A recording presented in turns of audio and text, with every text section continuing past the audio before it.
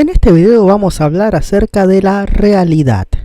El otro día estaba reflexionando con una colega del trabajo y nos preguntábamos precisamente por el sentido último de la realidad, tanto desde el punto de vista del sentido común, como obviamente desde el punto de vista de las ciencias sociales, los cuales no son evidentemente ni convergentes ni complementarios. ¿De qué hablamos cuando hablamos del sentido común? No nos referimos obviamente al más común de los sentidos, al menos común de los sentidos como se dice habitualmente, sino a aquello que Descartes irónicamente había enunciado alguna vez acerca de que la razón es lo mejor distribuido en el mundo, ya que todo el mundo cree tener suficiente.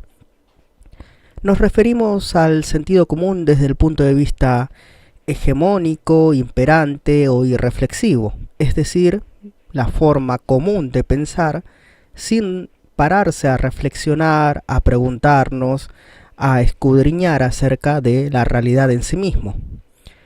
¿Por qué? No hay por qué, diría una filósofa actual. El sí porque sí o el no porque no, cuando se le interroga o se le pregunta a una persona desde el punto de vista del sentido común sobre cualquier fenómeno o problemática social. Te dirá que las cosas son lo que son, siempre fueron así y no pueden ser de otro modo. Entonces, ¿cómo es en este sentido la realidad desde el punto de vista del sentido común? Es decir, desde este punto de vista completamente irreflexivo. Mencionaremos algunas características, que no todas, porque obviamente puede describirse de una forma más compleja, pero para ir viéndolo. La realidad desde el punto de vista del sentido común es natural, o como decimos en ciencias sociales, lo social está naturalizado. La realidad social es dada, es hecha, se da por hecha, es decir que es y siempre ha sido así. En este sentido es cristalina, traslúcida, no nos interpela con ninguna duda, con ninguna pregunta o con ninguna incógnita respecto de ella. Y dado que es dada o se presenta como terminada, entonces la realidad es ingenua, en el sentido que es completamente aconflictiva. Desde el punto de vista del sentido común, nada tiene historia, no hay un tiempo histórico en el sentido social de la palabra. No ha habido luchas sociales que dieran como resultado el actual patio o el actual modo de ver o entender la educación, la política o cualquier otro tipo de fenómeno social. En este sentido es una realidad consensuada o armónica. También es una realidad única o de interpretación unívoca. Al ser dada, al ser lo que es y no existir la posibilidad de que sea de otro modo, entonces no hay otra posibilidad para ninguna otra interpretación posible. No hay posibilidad de crítica ni de utopía. Es también parte de la naturalización de lo social. Lo que es, siempre fue así y siempre lo será. En este sentido podemos decir que es una realidad fatalista o determinista. Hay cierta idea de predestinación o destino, que las cosas son como deben ser y nunca pueden ser de otra forma. Entonces, lo que ha de ser, será, básicamente. Y no hay ni por qué preguntarse, ni plantearse, ni reflexionar acerca de por qué la realidad social actual es como es y si podría ser de otra forma. Enunciadas estas características de la naturalización de lo social, por el contrario, ¿cómo se entiende la realidad social desde el punto de vista de una disciplina científica social, como puede ser la sociología?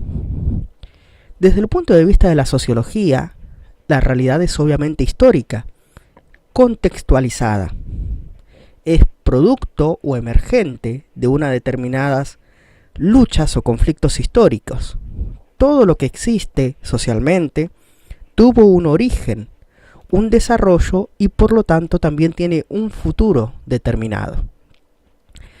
Esto en el origen tuvo tuvo o tiene determinados intereses conflictivos, clases antagónicas de intereses contrapuestos que han luchado por imponer determinado sentido. Esta lucha, imposición y negociación, estas fuerzas contrapuestas, son lo que son olvidadas o naturalizadas desde el punto de vista del sentido común. No se entiende que, por ejemplo, los actuales derechos laborales son producto de una larga historia de lucha social, o que actualmente las mujeres o las minorías étnicas puedan votar. No fue siempre así, sino que hubo luchas por los derechos civiles de la mujer o luchas por los derechos civiles de las minorías étnicas. Así es como lo entendería, por ejemplo, la genealogía de Nietzsche. Si alguien dijo algo, ¿por qué lo dijo? ¿Quién lo dijo? ¿Qué intereses tenía en que esto sea impuesto o tomado por verdad? Y desde el mismo punto retoma Foucault con sus estudios genealógicos en la misma línea o históricos que los tomaría Nietzsche, preguntándose por el origen de las cosas sociales y de las palabras y de los sentidos dentro de una construcción social. Ya que desde el punto de vista de la ciencia social, los fenómenos sociales son no deterministas. La realidad social es una construcción.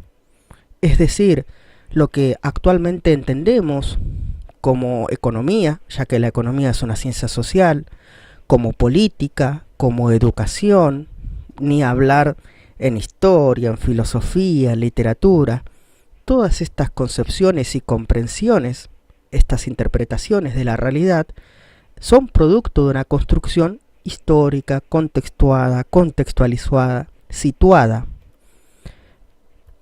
Nada salió, por así decirse, de un repollo. Toda creencia, sentimiento, forma de pensar, de interpretar la realidad, de actuar, es producto de su contexto. Así lo enuncian todos los filósofos clásicos o los padres de la sociología. Por ejemplo, el hecho social según Émile Durkheim, las formas de actuar y sentir y pensar que le son externas al individuo y se le imponen coercitivamente. Todos estos modos ya existían en la sociedad y a través de la sociabilización se le imponen a un determinado individuo.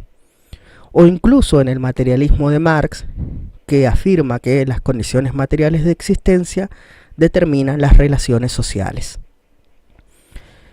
También en el siglo XX podemos mencionar a Peter Berger y Thomas Bergman y Luckmann, que también enuncian este sentido de construcción de la realidad social. O ni hablar de, obviamente, la línea crítica de la sociología de Bourdieu, quien afirma que las condiciones materiales de existencia, en el sentido que lo plantearía Marx, o como él lo dice, la desigual distribución de capital dentro de los campos determinados, determinan esta objetividad de primer orden. La objetividad de segundo orden, es decir, la incorporación de las normas del juego a través del hábitus para la conservación y acumulación y acrecentamiento de dicho capital, es decir, la objetividad de segundo orden. En este sentido es que se entiende el campo y el hábitus social. Pero ahí entraríamos ya en temas mucho más complejos, y en este video simplemente queríamos dar un pantallazo general a cómo las ciencias sociales entienden desde el siglo XIX y XX, a partir de la sociología, que, como dijo Rousseau, todo lo que el hombre es, o todo lo que el hombre sea, según la traducción, es lo que la sociedad ha hecho de él. Y en este mismo sentido es que se puede plantear que la realidad no es determinista o fatalista, porque así como el hombre es producto de la sociedad en la que vive, el hombre puede intervenir, modificar o cambiar a largo plazo las instituciones en las que está inmerso. Esto es lo que se entiende como instituido, instituyente e institucionalización, pero esto daría para otro video obviamente más largo y más complejo en la que se consideren estas cuestiones.